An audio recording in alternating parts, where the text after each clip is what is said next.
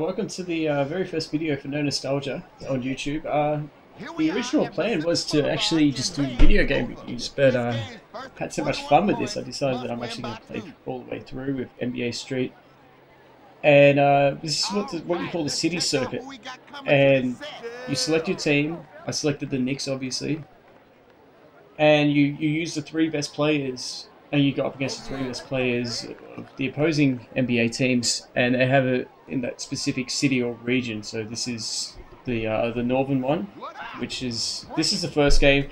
I don't know why it was set to easy difficulty first. That you see me taking a shot from beyond half court. I thought that was the crossover. This is the first time I'd ever played NBA Street. Now I heard great things about it.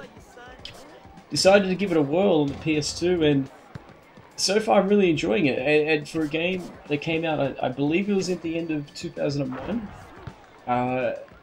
It shines. Even to this day, we're talking about a 15-year-old game on a very old console, and graphically it looks decent enough. Obviously, it doesn't look like NBA 2K15. Sorry, we haven't seen 2K16 yet.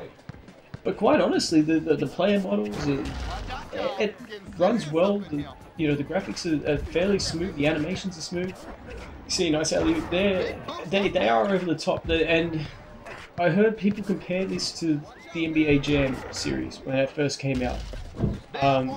It was realistic enough for people to appreciate it, but it was over the top enough for people to actually take notice. And I think that's a fair enough statement so far. Now, I've only played 2 games. This is the first one. Oh, that shot was ugly as anything. But and what you'll hear is like over the top sound effects too.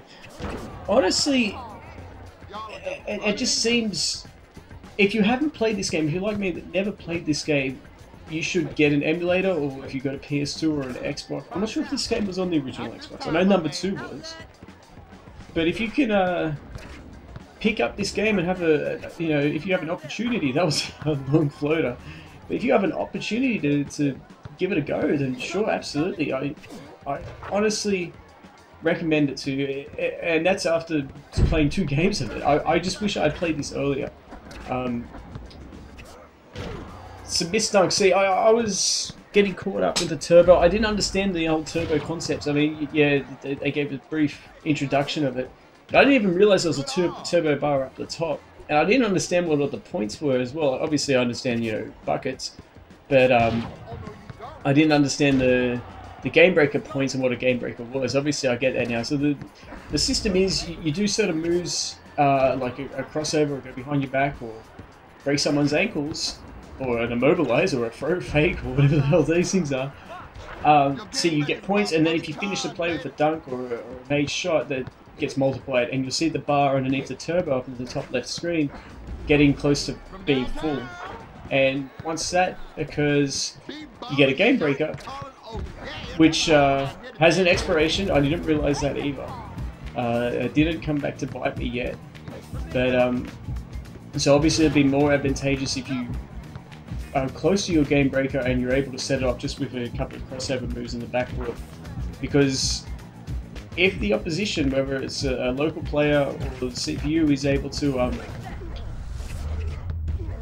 dribble it out, because it goes for, I'm assuming it goes for about 45 seconds, because if they dribble it out to about, use all the shot clock, miss their shot and get the offensive rebound, they can wear down your game breaker. And that obviously wouldn't be in your best interest. But what the game breaker does is, for every point that you get for that game breaker, see, I had a game breaker before, it was just a medium range jumper. So that was worth 1. But it took 1 away from them. So you obviously want to get a 3 as well. So if you can get a 3 with that, it'll give you, it's like he's on fire sort of thing, I think, because I took a couple of bad ones later on. But when you actually, but it's still, unless if you get blocked, I'm pretty sure you can contest it and get a hand up and maybe block that shot. If not, then that kind of sucks, because if there's no way to actually defend it, then it's useless. Or maybe that's the whole reward of it, but I like to see some competitiveness to it. But yeah, you would obviously want to get a 3-pointer, because you're talking about a 4-point swing.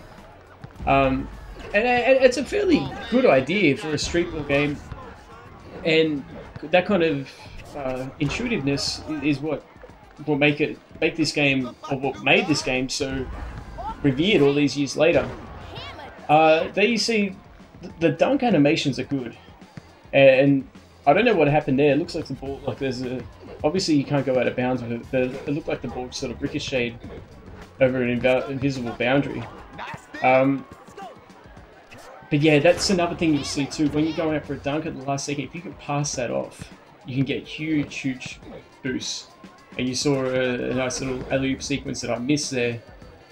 But, I mean, those graphics are good. I can't emphasize this. This is 15 years ago. And, or close to 15 years ago. And, you know, if I played this today, you know, I wouldn't be impressed. Well, I am playing it today, but if it was released today, I wouldn't be impressed, but I wouldn't say, yeah, that looked horrible. You see some ball movement. The CPU at times is a little bit clunky in terms of its AI. They don't exploit matchups the way they should. It would have been good. I know it is street ball, but it would have been good to actually see them run a pick and roll here with Mike Bibby and Abdur-Rahim, rather than just ISO.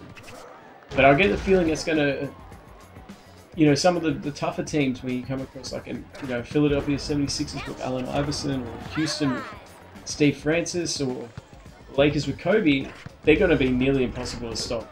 And that should be a fun little challenge. You see a missed jumper there. It does seem to have a little bit of a problem in terms of offensive rebounding. Or maybe that's just me. Because I do have Camby in there. He's not a bad rebounder. I could understand if I was running with 3 smalls. But I got a big out there in Camby, and for whatever reason that's not... there's instances where you just see rebound after rebound after rebound. Maybe that's their way of sort of balancing it out for the CPU, because that being said as well, it is also on easy. I was kind of disappointed at how easy it was on the easy mode. That does get changed up to medium in the next game, but by default it was set to easy. I didn't plan that, but at that point I was just running through it. Decided to play it. It's very small things. It's a very simple game. But the small things are what make it stand out. I mean, you see the trail on the ball. The sound effects are really good. There's a sideline commentator. He gets a little bit annoying. He's actually the guy, if you remember your old NBA lives, and he would do the color commentary before Marv Albert came in 2004. So I'm running a mental blank on who he is. I'll check that out and I'll have that on the next video. But it's good to see him in a different capacity. And that is actually sort of fun. But this game's winding down here. No surprise, I was able to beat Vancouver quite handily. Abdur-Rahim was a monster in this. Although I didn't pick him up afterwards. At the end of each game, you get to pick up, if you win, you get to pick up one of their players. And I opted not to, because you got to, I'm assuming you have limited spots. And there we go again. I've yet to do a game breaker dunk, by the way. That might be interesting. Maybe that will give you a little bit of extra momentum. But yeah, so I'm yet to. So I didn't pick up Abdur-Rahim simply because I didn't need him, and I'm assuming once again that there's going to be limited spots on my roster as I go through. But yeah, this is the first video. I'm going to be doing a video for each game, win or lose, win or loss, win or lose, win or loss. And yeah, I hope you enjoyed it. Click the subscribe button, and I'll see you in the next video.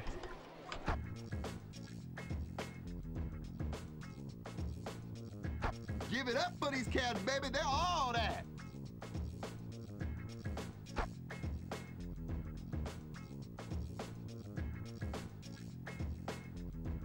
Who's gonna be the lucky man to join your squad, partner?